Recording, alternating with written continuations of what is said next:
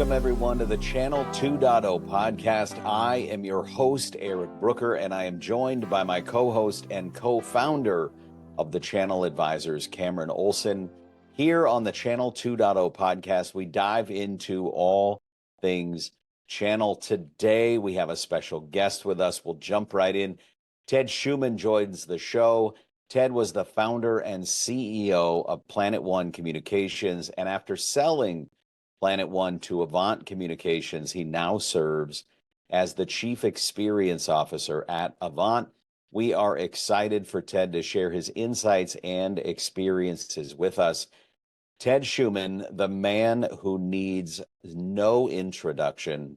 Welcome to the show. Thank you, guys. I don't know if the note doesn't need introduction is a good thing or a bad thing. It means probably I'm getting older and been hanging out here too long. I love it. That's great. We're super excited to have you, Ted. It's interesting to me. I don't think we ever hear kids when they're young say, hey, when I grow up, I want to be an entrepreneur. It's usually doctor, dentist, lawyer, president, monkey trainer, who knows, but entrepreneur isn't typically on that list. What kind of events happened in your upbringing and life experiences that kind of led you ultimately to doing that and becoming a business owner? You left out one, catcher for the Giants. Right? That was it. Yeah, then I realized as you got deeper, I made it into college baseball, but everybody starts showing, all of a sudden, you know, the stud you were in your neighborhood, you find out, boy, there's a lot of neighborhoods. There's a lot of good guys out here now. So for me, the journey began with I was selling copiers door to door. And the journey for me really began with a recruiter who called me and says, hey, what do you know about long distance? And I said, absolutely nothing. And he said, okay. He said, can you dial the phone? I said, we're on it. He said, you're perfect. And so that night I flew to Michigan and interviewed with All Net Communications. They hired me, and that kind of began the journey. And how long were you working for someone else, in that case, AllNet, before you started PlanetOne? Had I not been an overachiever, I'm sure I'd have been the self-employed a lot sooner. I think they tolerated me because I blew out their numbers. I was at AllNet, and a guy walked in flip-flops and said, hey, you owe me money. And back in the day, you know, when we all wrote checks still, remember those? And so I'm writing him the check. I go, hey, what do you do? And he says, I'm an agent. And I said, I have no idea what you're talking about. He goes, well, I sell and you pay me.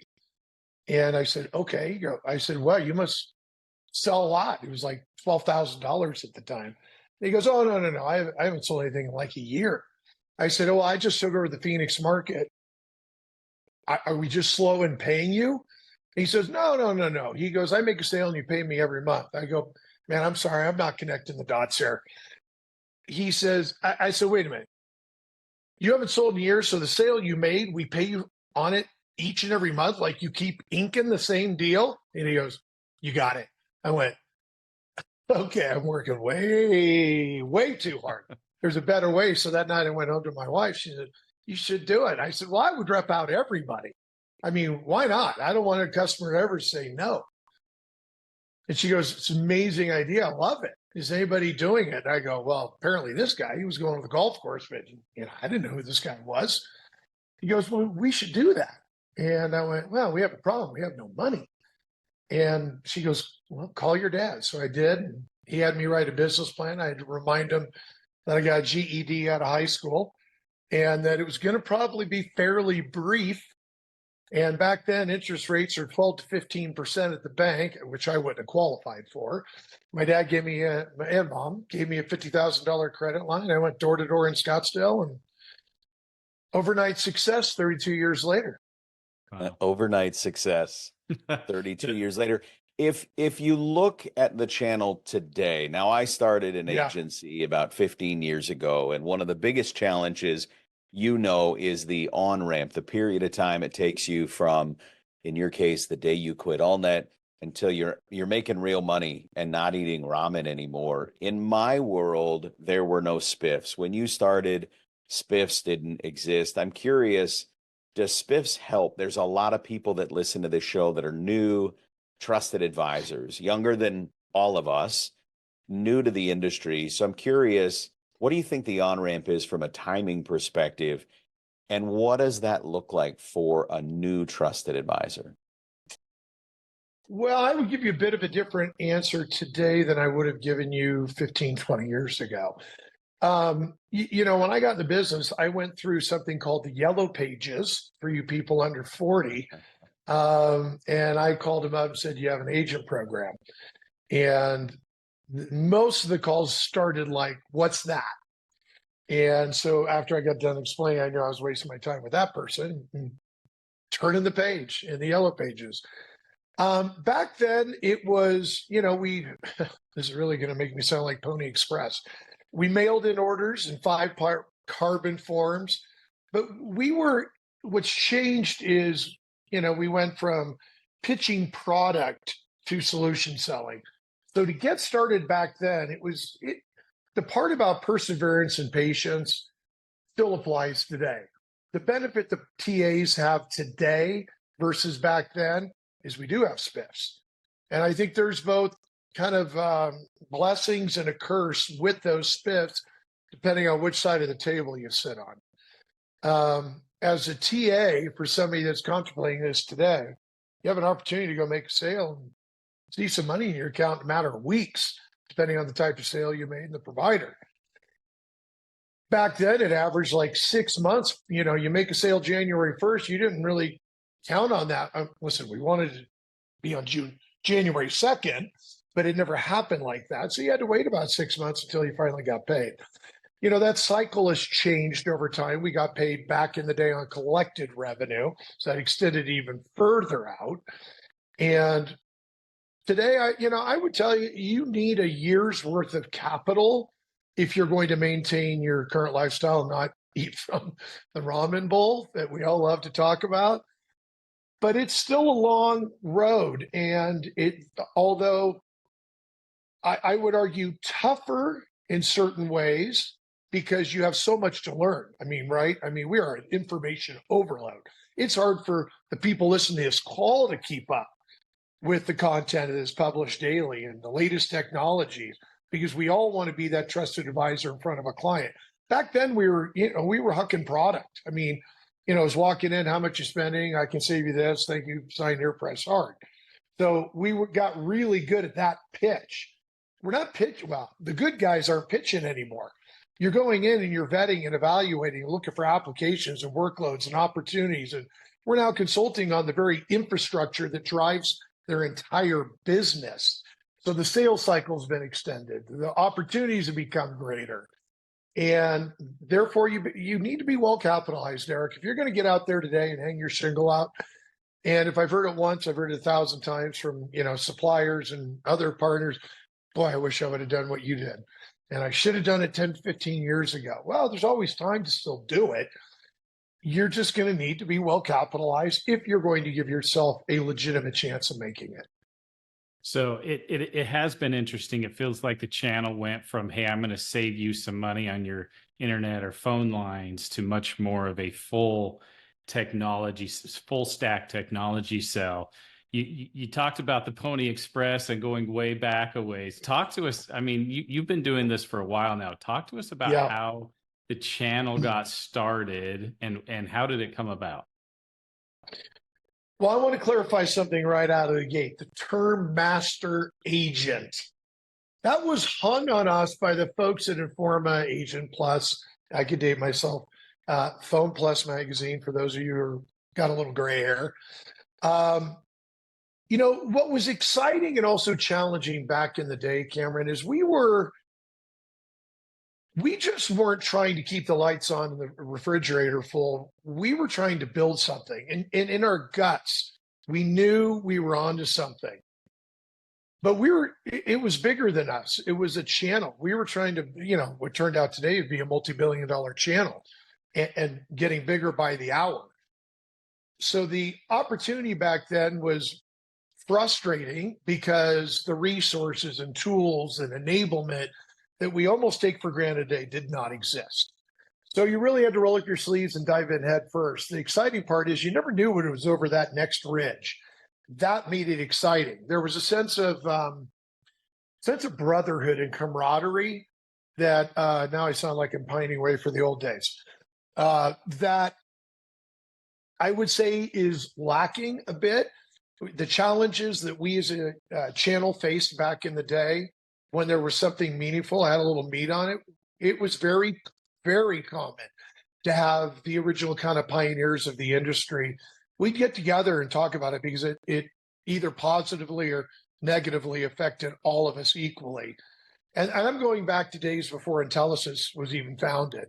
And so it was, I'm not sure, even though we were vicious competitors behind the keyboards, and I used to, tell Dollar all the time, listen, if I given the opportunity, I'll take every one of your damn partners. I mean, tomorrow.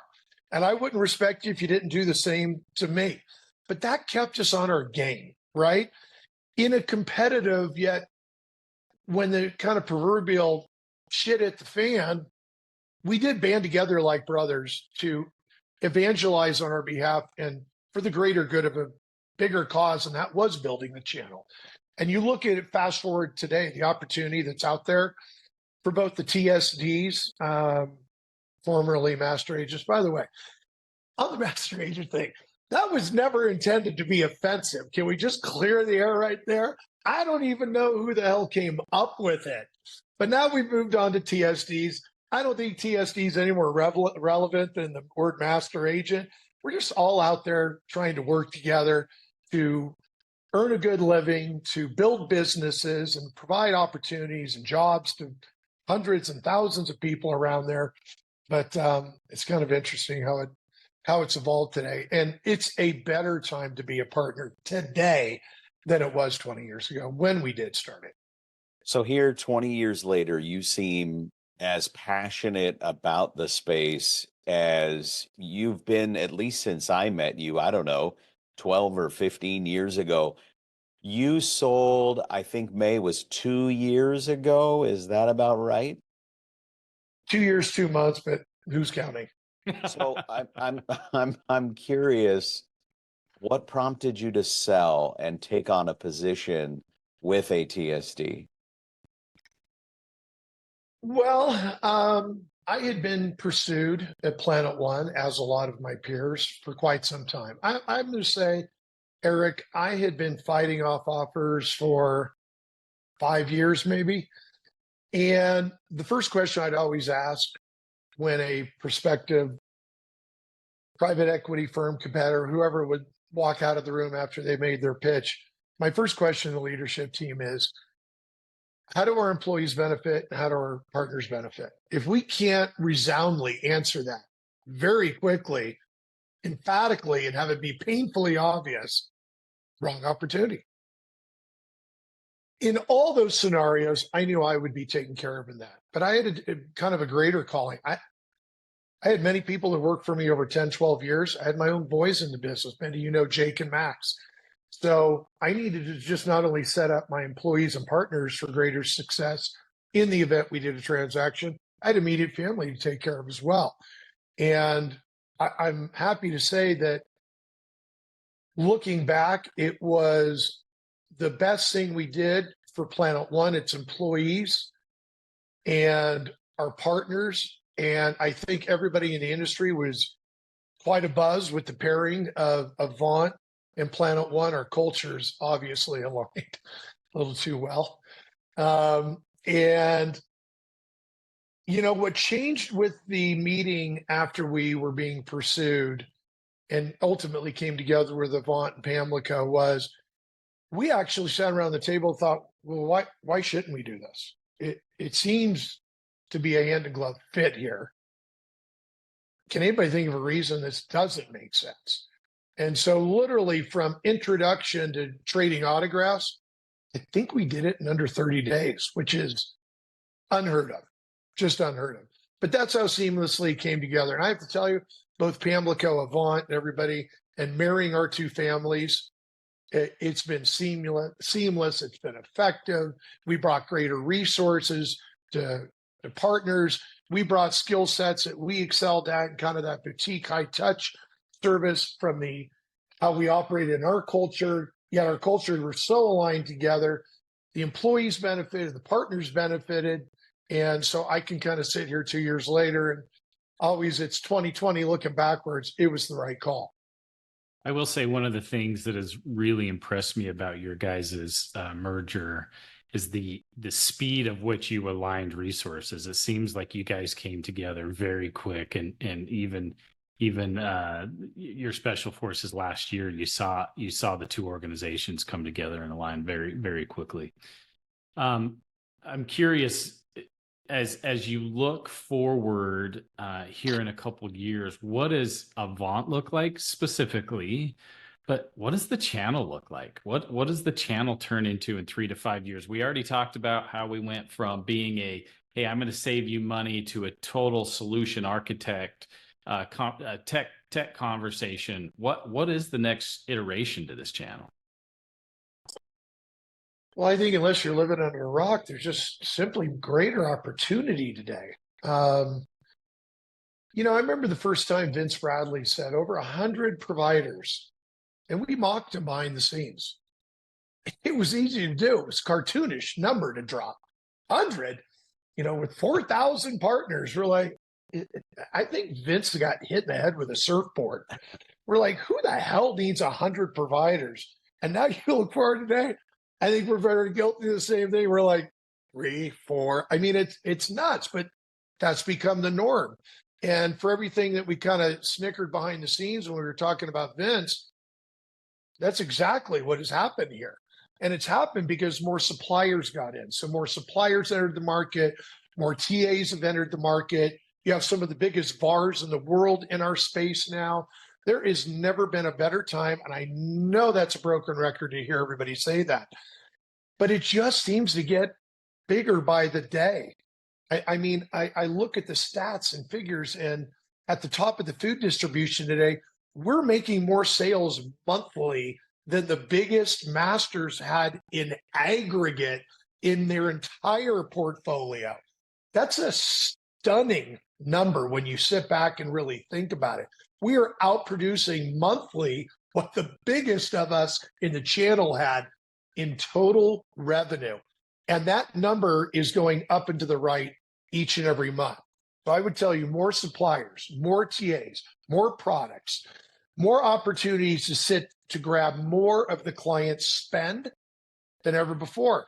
Guys, when, you know, and Eric, I know we've time-stamped some of this call with looking, you know, backwards here, but we have like less than 5 products to sell, maybe 15, 20 suppliers.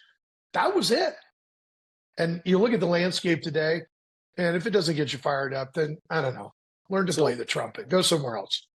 I want to talk about it from a supplier perspective, because I think Cameron and I are totally aligned with what you're saying relative to the opportunity, the industry evolving, the number of suppliers.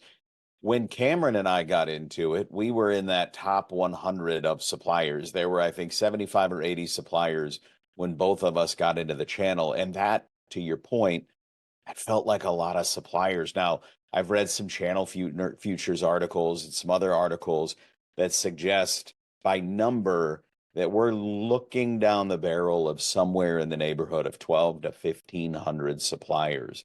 If that's the case, there were, I mean, you remember the days where you picked up your first UCAS supplier. Now there's 110 to 125 suppliers that sell just UCAS. So what can we do as suppliers to differentiate ourselves in the marketplace to get the attention of the TSD and the trusted advisor? Well, obviously innovation is the first thing that, you know, kind of piques our interest. I'd say we'd all probably unilaterally agree. You know, we all gravitate kind of towards that shiny object in the window. It's just in our nature. We're in technology, yet gravitating towards that shiny object, while there might have been just a few in the window before, thousands, right? At this point, it's overwhelming.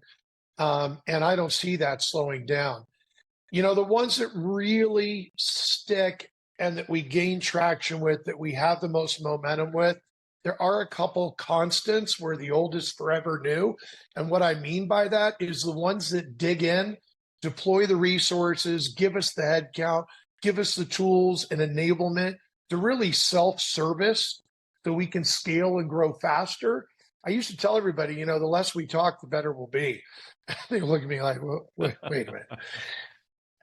There is some truth in that, and it's obviously kind of meant tongue in cheek, but we don't have to pick up the phone every time we have a simple question to give a simple answer.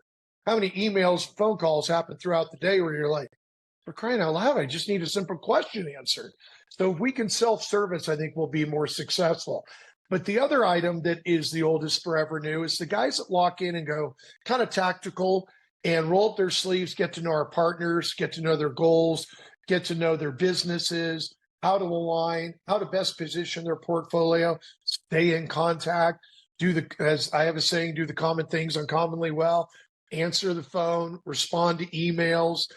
I mean, that's basic stuff that has nothing to do with their solution set, but the squeaky wheel gets the grease, right, fellas? I mean, we're all in sales here. The guys that stay in front of us, our customers who are our trusted advisors, it may be shocking, have the biggest chunk of revenue they get from Avant. One of the things that I hear that I think is a really important piece to sort of double down on is we've seen in down economies in the past, we've seen suppliers come in and out of the channel. And I think the biggest takeaway that I just heard was those that remain focused and committed. They're giving you the resources. They're not stepping out of the channel. They're not reinvesting in other channels or in a direct model. Maybe they came in doing that and they continue to do that, but their focus on the channel remains a primary focus of how they drive revenue. Yeah, I mean, if you look backwards a little bit, I mean, we were a novelty for a long time. You hear words like novelty and lifestyle business. And listen, it is still for a segment of the trusted advisors out there. I don't think that'll ever go away. I mean, everybody has their own dreams, aspirations, and goals of why they become self-employed. And then there's guys that are, moving up into the right and are hiring many of the people that we've hired. I mean, if you look at surely our payroll alone and the people that we hired, I think we have, I don't track it monthly, 27, 28 sales engineers alone on the payroll. That's a staggering number when you sit back and think about it. I remember when the first master agent / TSC hired a sales engineer, like, what a waste of money. Where, that's crazy. That's what the suppliers do. No, it's not. We have, in most cases, our revenues at the top of the distribution channel are greater than a lot of the suppliers in the industry. So we're quite staffed because we have listened to our partners as what resources they need, how they need to grow their business. But guys, the war and battles are won on the ground. And, that novelty has become, in many cases, guys go to market, start a business exclusively with the channel in mind, and we are their only method of distribution to reach that prospective end user. So one of the things that we've seen over the years is, 50%, maybe a little less now, of the revenue comes from traditional just network connectivity. We've added UCaaS, we went to CCaaS, and then in the last couple of years, we started adding cloud and cybersecurity. And now the super hot topic is all this AI stuff. We talk about being a solutions or a technology expert for businesses. Do you see us ever getting into like ERP systems, POS systems, any of the other systems that traditional MSPs and people take care of?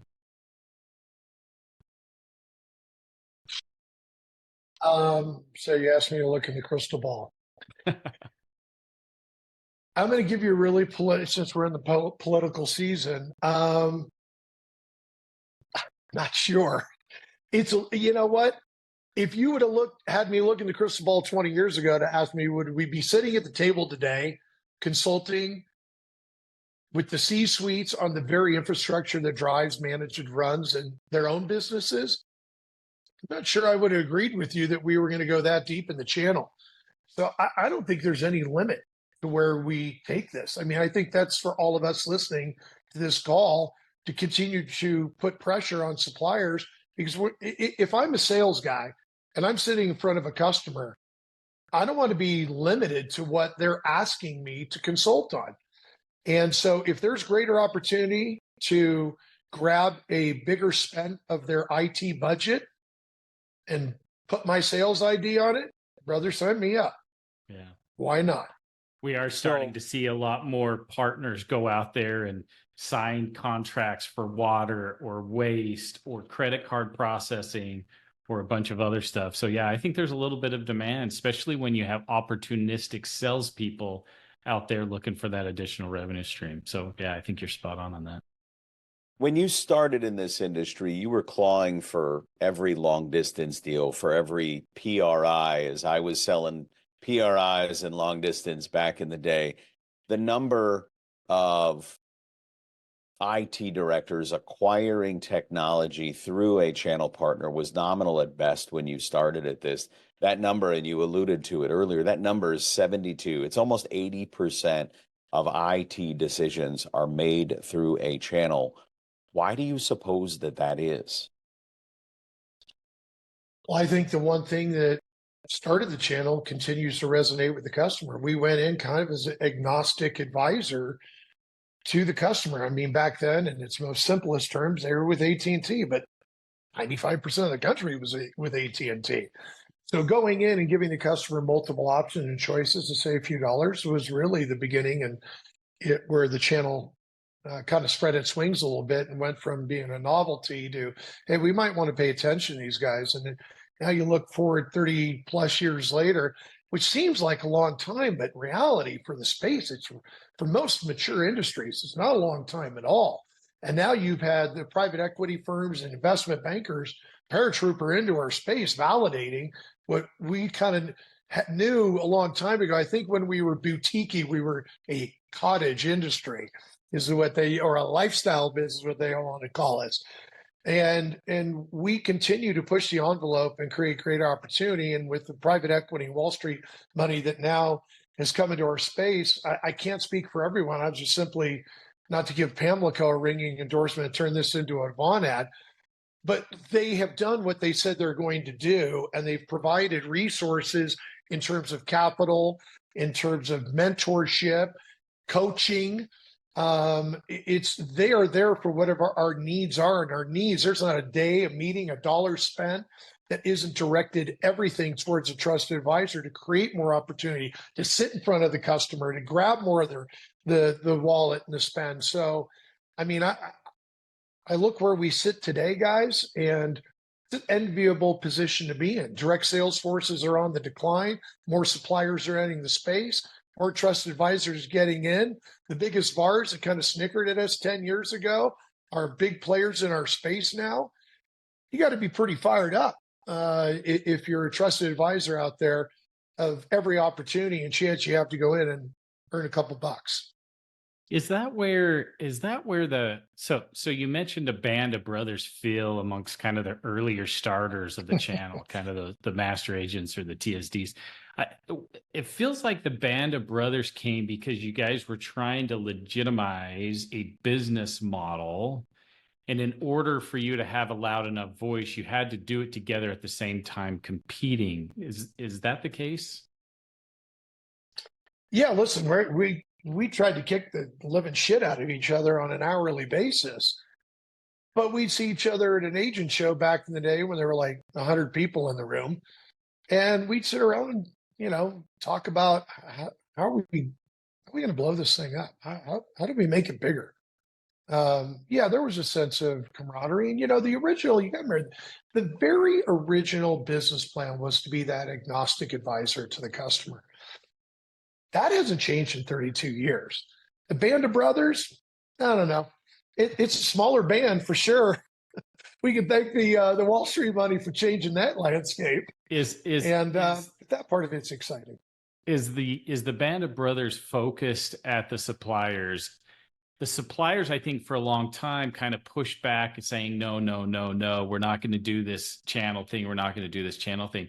It feels like that's completely flipped around to where all of the suppliers, at least what Eric and I feel, we have so many suppliers coming to us and saying, hey, we want to get into the channel, and then their very next question is what is the channel, right? So it feels like there's this pull versus you guys having to go push the business model. Are you feeling that as well? We have a process now, and I'm sure it's the same with all the top TSDs. Okay, it's gone from me flipping pages in the yellow page directory. I know many people listening has probably never even seen a yellow page, but going to a payphone booth, flipping through the yellow pages, asking if they had an agent program, to where they literally now have to be vetted. We have an entire department that runs our supplier channel. Again, I think that's pretty consistent because I know some of those people that run them at our peers. We have whole departments now that run the supplier side of the business. That's all they do and there's a vetting process for suppliers. We get applications every day of the week. So if that's any indication if there's going to be greater opportunity tomorrow than there is today, I would say emphatically yes. So you ran the day-to-day at PlanetOne for many, many years as the founder. You're the Chief Experience Officer at Avant. Tell us, that's the same title I hold, and I'm still not certain what it is that I do. So maybe add some, what's your role at Avant? And it's a two-part question. And do you think 3 to 5 years from now, we're still going to be in that 3 to 5 major TSDs in the industry space? Well, let's take the last one first. No, there won't be. Just as we probably didn't think we'd be down, I would argue there's the top 3. There's another plateau that sits beneath us. We're fantastic businesses in their own right, just maybe not at the same level and volume and scope and scale. And then after that, it starts to fall off pretty quick. But that you could have made that comment 10 years ago. There's always been that echelon up at the top. So no, I think you will continue to see consolidation. Obviously, it's slowed down quite a bit, right? In the last year and a half, cost of money, cost of debt, the multiples. There's a lot of factors, the saying, it's not really what you're doing, it's when you're doing it. Very true in my case. I mean, shortly after we closed the deal, we saw a lot of things economically changing in the country, politically, financially, in the industry. There were just a lot of outside things that were beyond any of our control that I thought were helping drive, considering making an exit and aligning. It is, as far as my role, you said you don't know what your role is. I would say my role at PlanetOne, I know it said CEO, but I did everything. All right. I mean, that's what owners do. And as a C-suite, I have the privilege of sitting on the executive leadership team at Avant. I have some special projects that are mostly only on the supplier side of it. So I would say today, as many people that engaged with me on the partner side of it are probably wondering where I've disappeared to at times. My focus and attention is predominantly today is spent on the supplier side. And then I have a hand-selected, unlucky, lucky few Avant employees that I get to do some sales mentoring with to help them elevate their game. We have some very talented people within the organization that have a lot of upside, and they can benefit from the hundreds of mistakes that I made over the years trying to get to this position. So I can impart a bit of wisdom, even if it's an idea or two, to help them elevate their own game and business to achieve their own personal, professional goals. I have a strong sense of community and obligation to be able to help some of the younger employees at Avant. There's a lot of private equity coming in, and there's a lot of people selling and exiting their business. I was wondering if you had any kind of words of wisdom, or maybe share kind of the psychological experience of going through all of that. Do you have any insight or anything that you could impart with us on? Well, you emotionally have to be ready to sell. I used to joke, say, PlanetOne was like, having a personal ATM. But I worked 30 years to create that personal ATM. And letting go of it and cutting that umbilical cord, any business owner will tell you. I mean, your brand, your very identity, your sense of self-worth is wrapped up in that business. So emotionally is the first thing. Listen, guys start seeing numbers and digits and commas being added to what you're going to get. And, you're thinking about the 80-foot yacht cruising the BVIs, you're achieving the dream, checking a lot of boxes, but it's way beyond that. The first thing you have to be ready is, one, you have to be prepared to sell. And I would say professionally prepared to sell. And equally important is the owner has to be emotionally prepared to sell, because you're not going to be the boss anymore. You're going to be part of a team. And, we've all heard the disasters. Oh my God, he had a great business. I don't know what happened, but his house is for sale. Something went wrong. I don't know. And I was never going to be one of those stories. And so my priorities, I knew I'd be taken care of in those transactions, as if you did the right deal, and an owner should, that has the right metrics and the right balance sheet, the exit's going to reward the owner handsomely. But when you wake up on day one, what's that going to feel like? And that's the emotional part of it. You have to be ready to do it. I couldn't have asked for a better group to align with. And it's funny, as much as I pushed everybody away and said I went for sale, it attracted more people. It's like, I didn't want to dance with the cute girl in junior high till she said no. And now I'm obsessed with it. So like, the more I said no, the more they came at me. And, but I said no because I hadn't found the right deal for all of us, my kids, my employees, our partners. I don't know. I had a tremendous sense of responsibility. It was well beyond just taking care of my own personal needs. Ted, it's been a pleasure having you on the show. We want to end the show with any parting thoughts, anything that maybe we missed about the channel and the evolution that is still to come, anything you'd like to close us out with. First, congrats on your business. I'm watching the activity, following you on social media. You guys are building the brand out there. So kudos to you. I dig the hustle and love seeing good people have success. So cheers to you. As far as the suppliers out there, dig in. It's a great time to be in the space. Invest in the resources. There is an ROI. But just as we have to choose wisely on the suppliers choose wisely who you go to market with too.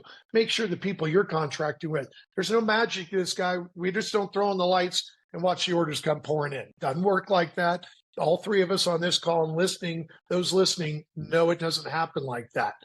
So the magic is popping the hood, get it under the hood, get the gears, and go tactical. I made a comment earlier, the war is won on the ground. It is. Stay focused, eye on the prize. Suppliers, give us the resources we need to go to market, stay close to our sales teams, and trusted advisors. Don't try to swallow the elephant in one bite. You can't be an expert in everything. You could 20 years ago when we were pitching product. You're solution sellers now. You want to go in and capture all the customers' revenue. It is going to take some time, but start by being an expert in one or two disciplines and go deep. Going wide, you can make a living and a career out of training. The focus is making money. Develop a couple disciplines where you are the expert, and then you can expand the playbook from there. Ted Schuman, thanks for coming on the show.